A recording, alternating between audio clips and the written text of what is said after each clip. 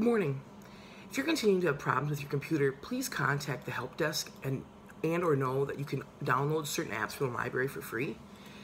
Thanks to those who have contacted me should they run across problems. By alerting me to such issues, you make this course flow better. Also know that this week I'll be opening the text discussion blog's content area for each of the 3 texts for the class. In addition, I'll be posting the critical review criteria as well. You'll have to commit to which book you'll read and write on it. Go ahead and check out the plethora of posts in the Lennox Lounge, and always know that you can post anything you think relevant to our studies this semester. Please make sure that you check the Grade Center weekly at least. Every other day would be even better. It's also very important that you do this, as I usually try to make my comments on both your initial posts as well as include my commentary with the grade score. Now for congratulations, as you've made it through our first module, Mama Africa, and we are transitioning to our second module, American Revolution. I am firmly aware that our foundational material can be very heady and emotionally charged, and we are not in the same we are not in the same room with each other to discuss these things. This is definitely one of the drawbacks of online instruction, at least in my estimation. I'm trying to be optimistic that you are working through all this material and that you are absorbing it well on your own. In a face-to-face environment, we can usually see each other's faces, body language, hear each other's voices and tones, and more, which can help in facilitating better discussions.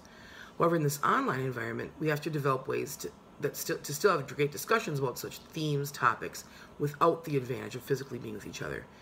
If there's anything that you'd like to discuss, question, and or contest, please do so. We can either do this in the Lennox Lounge or in any of the module-related activities. I pride myself on assuring my students that they can totally disagree with my assertions as long as they can historically support their assertions and still get an A in the course. I was really intrigued with your foundational work. Hopefully you read all your classmates' entries so that you get a fuller picture as well. This is why it's crucial that you at least peruse your classmates' posts. Relative to the question I posed and answers read, I would like to draw your attention to the Lennox Lounge entries on Bishop Bartolomé de las Casas. The bishop basically argued against the enslavement of the indigenous, also known as Indians, and suggested that Africans be selected as the optimal slave for the transatlantic slave system. While he regretted the suggestion and recanted it on his deathbed, the damage had been done. This is a primary document that historians can refer to. Many of the other reasons that you put forth were valid as well, and I was very pleased to see them posted. As far as the Irish scenario, I wanted to make sure that you were aware that Irish slavery and indentured servitude was attempted, however it did not work out. I also want to make you aware that white supremacy groups have used this in an ahistorical fashion. I've even had pro-Irish memes put on my Facebook wall by Irish relatives. Then I have to address such ahistorical assertions that lend themselves to white supremacy. It is important to be aware of these historical nuances and or controversies. Also relative to last week's course week on skin color, it's important to at least contemplate which came first, chattel slavery or racism, aka ethnic chauvinism against Africans. I have my own opinion on this, as I'm sure you do. You can probably glean from the way that I presented the information which school of thought I fall into on this historical question. Just like I said with regard to creationism versus evolution issue, you can believe that slavery already existed first, then came racism, or they occurred simultaneously like other colleagues have, but you just have to make sure that you can historically back up your argument. My question would be to you, if skin color ethnic chauvinism does not come first, then why do we have white or European hegemonic legacies that continue to rage today? Band-aids, makeup, cosmetic and hair products, nude nylons, undergarments, skin color crayons, etc. This is a time where I'd love to be in a room with all of you to discuss these points in person so that you can see people's faces, hear their voice tones, and read their body language. But alas, this is an online course, and we'll have to make the most of it. There are so many things that have been in the news that I like to post. However, I'd be up around the clock reading and posting, as would you. If I feel that it's so crucial to cite, I'll post it in the Lennox Lounge, and I would encourage you to do the same.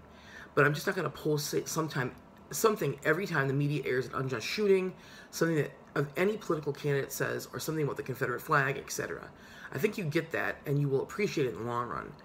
While I want to connect you to make connections to the world around us with our coursework, I also want you to have a healthy balance. Please do not get me wrong. I lament every life that is taken, whether it be civilian and or police. I'm a political animal who tries to be very much aware of our current events. I just feel that I could overdo the posts, which greatly takes away from the history that we're studying. Again, it's a fine balance to self-care, historical study, and socio-political awareness. If you would like to post something to this end, please post your comment in the appropriate blog or wiki. If it's something related, you could always post it in the Linux Lounge. As for me, I'm very pleased with the work that we have all done in the first foundational module. Always know that even if you don't get exhaustive feedback on all your work, I read your work once through, reflect, then return to grade it. I hope you can sense that. Next week, we'll be firmly in the Western Hemisphere. I look forward to examining colonial Afro-American history with all of you. As always, if there's anything you need or anything that I can make to make your learning experience better, do not hesitate to let me know.